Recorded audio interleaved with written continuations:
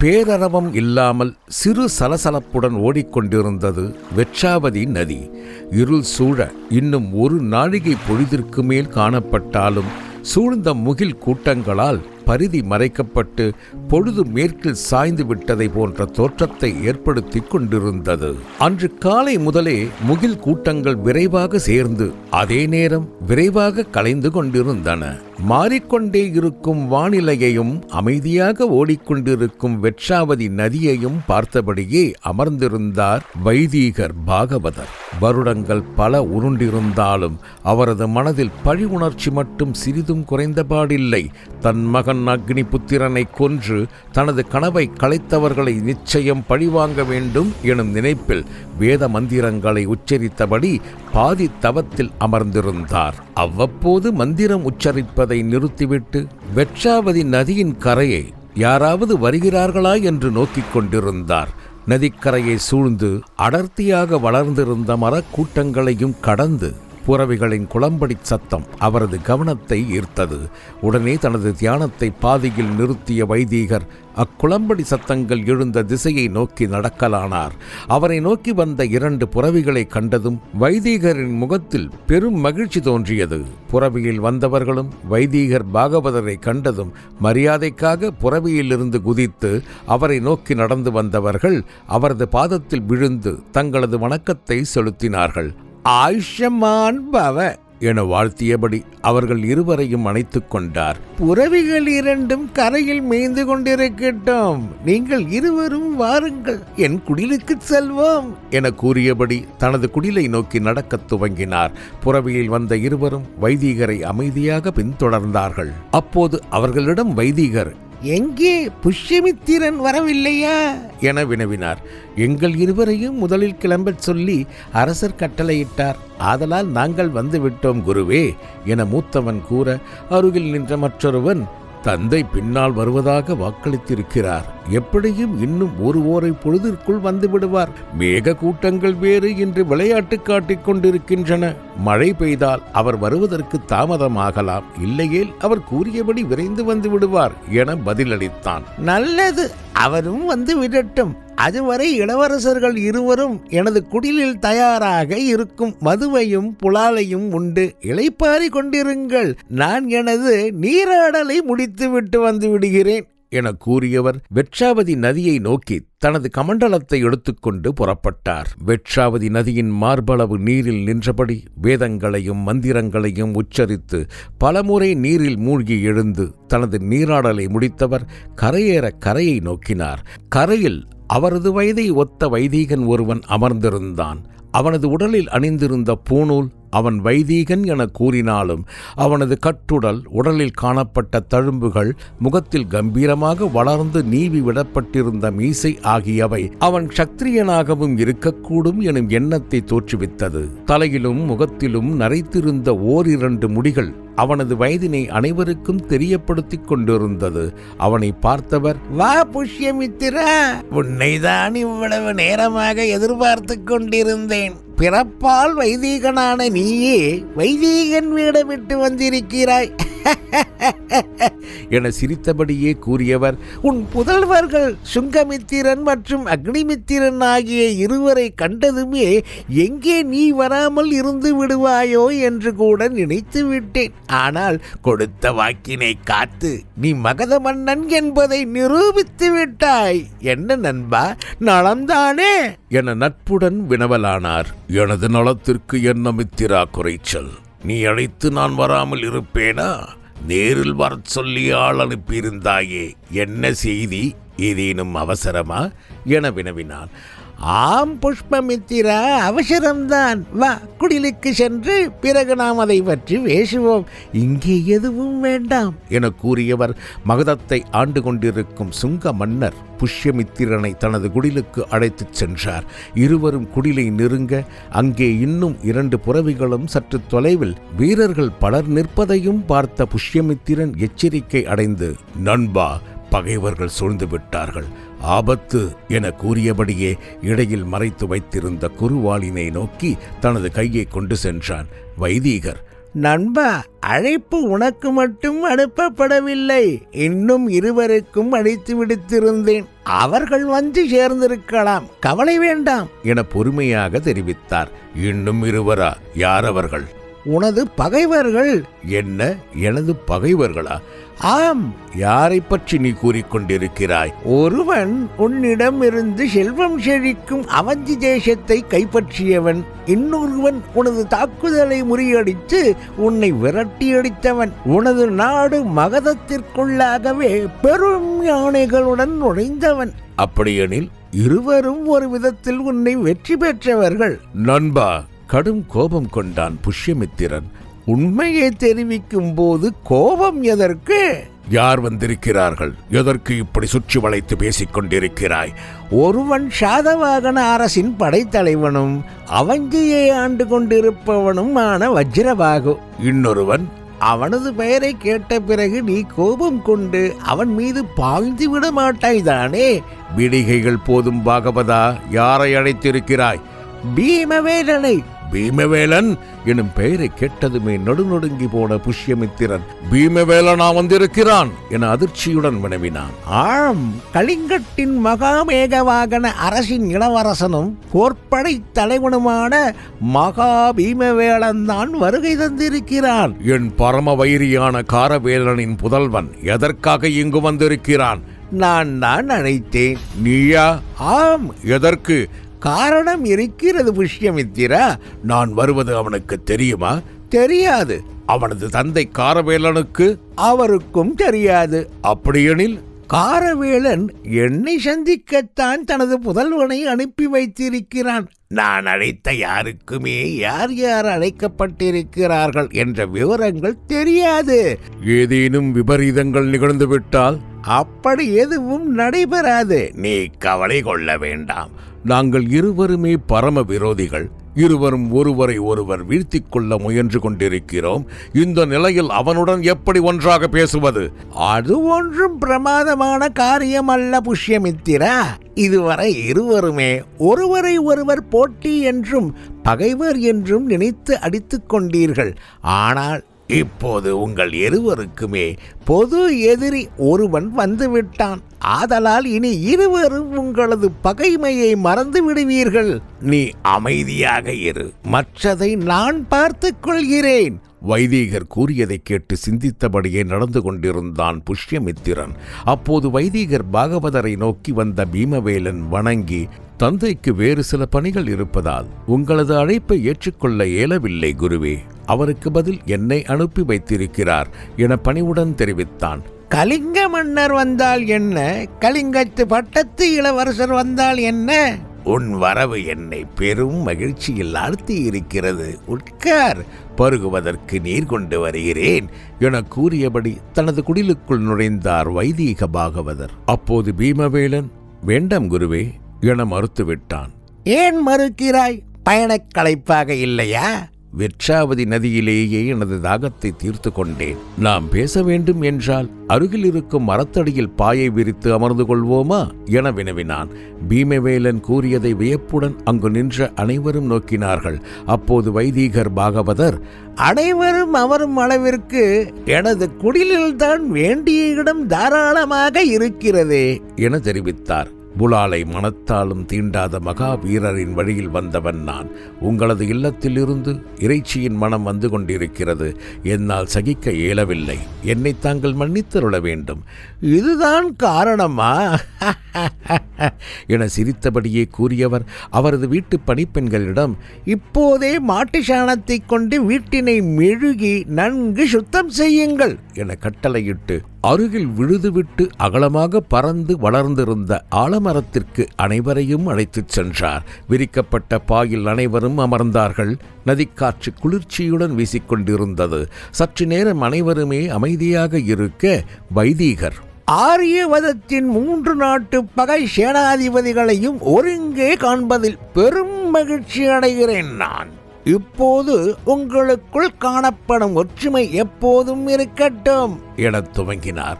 அப்போது குறுக்கிட்ட பீமவேலன், விதிசா கடிகையில் எனக்கு நீங்கள் குருவாக சில காலம் சில வித்தைகளை கற்றுக் கொடுத்திருக்கிறீர்கள். அந்த விதத்தில் தங்கள் மீது எனக்கும் தந்தைக்கும் நல்ல மதிப்பு இருக்கிறது. ஆதலால் நீங்கள் அழைத்ததால் மறுக்க இயலாமல் தந்தை என்னை அனுப்பி வைத்திருக்கிறார். எங்களது பரம வைரியாகிய இவர்களுடன் நாங்கள் ஒற்றுமையாக இருக்க வேண்டிய அவசியம் எதுவும் இல்லை என அருகில் அவனது பகைவர்களான சுங்க அரசர் மற்றும் இளவரசர்களும் சாதவாகன படைத்தலைவனும் அமர்ந்திருந்ததையும் பொருட்படுத்தாமல் பீமவேலன் தனது குரலை உயர்த்தினான். அப்போது அங்கு அமர்ந்திருந்த சுங்கமித்திரனும் பதிலுக்கு தனது வாளினை உயர்த்த நினைத்தான். ஆனால் வைதீகர் பாகவதரின் உயர்ந்த கரங்கள் அவனது வாளினை உரைக்குள்ளாகவே செலுத்த வைத்திருந்தன. பீமவேலா, ஆத்திரத்தில் மதியை இழந்து பேச வேண்டாம். இத்தனை காலமாக வச்சிர நாடு, கலிங்க நாடு, அவந்தியை ஆண்டு கொண்டிருக்கும் சாதவாகனர் என நீங்கள் அனைவரும் போர் தொடுத்து ஒருவரை ஒருவர் அடித்துக் கொண்டது போதும். தென்னகத்தில் இப்படித்தான் ஒருவரை ஒருவர் அடித்துக் கொள்வார்கள். ஆனால் வடக்கில் இருந்து ஒருவன் படையெடுத்து வருகிறான் என்றால் அனைவரும் ஒற்றுமையுடன் ஒன்று சேர்ந்து எதிர்த்து தடுத்து நிறுத்தி விடுவார்கள். உன் தந்தை காரவேலன் கூட 1300 ஆண்டுகளாக நீடித்து வந்த தமிழர்களின் ஒற்றுமையை முறியடித்து பித்துண்டாவை கைப்பற்றி கழுதையை கொண்டு விடுதேன் என்று உதயகிரியில் பெருமையாக எழுதி கொள்ளவில்லையா? பீமவேலன் எந்த மறுப்பையும் தெரிவிக்காமல் அமைதியாக அமர்ந்திருந்தான். பித்துண்டாவை உருவாக்கியவர்கள் உன் முன்னோர்கள். உன் எல்லையில் உன் முன்னோர்கள் இழந்த வணிகப்பட்டினத்தை மீண்டும் உன் தந்தை கைப்பற்றியதை ஏதோ அவன் தமிழகத்திற்குள் சென்று தாக்கி கைப்பற்றியதை போன்று எழுதி கொள்ளவில்லையா? ஏன் அப்படி எழுதி கொண்டார் என்று நீ ஒரு நாளாவது வினவி இருக்கிறாயா? இல்லை. ஏன் வினவவில்லை? தமிழர் படையின் ஒற்றுமை அப்படி. அவர்களின் ஒற்றுமையை சிதைத்து பித்துண்டாவை கைப்பற்றியதில் உன் தந்தை காரவேலனுக்கு அவ்வளவு பெருமை. பித்துண்டாவை தாண்டியும் முன்னேறிய உன் தந்தை காரவேலனால் தமிழகத்தை முழுவதும் காப்பாற்ற முடிந்ததா? மௌரிய பேரரசர்கள் பிந்துசாரன் முதல் அசோகன் வரை முயன்று தோற்றுப் போய்விட்டார்கள். ஒருவரை ஒருவர் அடித்துக் கொண்டு இறப்பதையே வீரம் என போற்றுபவர்கள் அவர்கள். பொது ஆபத்து என்றால் ஒன்று சேர்ந்து விடுவார்கள் அவர்கள். இதே வேளிர்கள், பாண்டியர்கள், சேரர்கள் என அனைவரும் சோழனை அழிக்க வெண்ணியில் கூடினார்கள். ஆனால் இப்போது சோழனின் தலைமையில் திரண்டு வடக்கு நோக்கி வந்து கொண்டிருக்கிறார்கள். எனக்கு கடைசியாக கிடைத்த தகவலின்படி சோழ படை புகாரிலிருந்து புறப்பட்டு விட்டதாம். இந்த நிலையில் ஆரியவர்த்தத்தின் அதிபதிகளாக விளங்கும் நீங்கள் மூவரும் ஒற்றுமையுடன் சேர்ந்து அவனை எதிர்த்து விரட்டுவீர்களா, அல்லது மூவருமே அடித்துக் கொண்டு போர் தொடுத்து வருபவனின் வேலையை எளிமையாக்குவீர்களா என கடும் மாத்திரத்தில் சொற்களை வெளிப்படுத்தினார் வைதீகர் பாகவதர். குருவே, வருபவன் தென்னவன். அவன் தென்னகத்தில் வேண்டுமானால் பெரும் வெற்றி பெற்றிருக்கலாம். ஆனால் கலிங்கத்தை அவனால் நெருங்க கூட முடியாது என பீமவேலன் கூறிக்கொண்டிருந்த போதே இடைமறித்த வைதீகர், பீமவேலா, உன் மீதும் உனது படைகள் மீதும் நீ பெரும் நம்பிக்கை கொண்டிருக்கிறாய். அது மகிழ்ச்சியே. ஆனால் வருபவன் சாதாரணமானவன் அல்ல. உங்களை போன்று அந்த புறத்தில் அழகிகளின் மடியிலேயே காலத்தை கழித்தவனும் அல்ல அவன். அவன் வளர்ந்ததே எதிரிகளின் கடும் காவலில்தான். சோழனின் எதிரியான இருங்கோவேளை வழிநடத்தியவன் நான். உன்னை விட பெரும் நம்பிக்கையில் காணப்பட்டான் இருங்கோவேல். முடிவினை பற்றி நீ கேள்விப்பட்டிருப்பாய் என எண்ணுகிறேன். சோழப்படை தலைவனை நீ இதுவரை நேரில் பார்த்ததில்லை.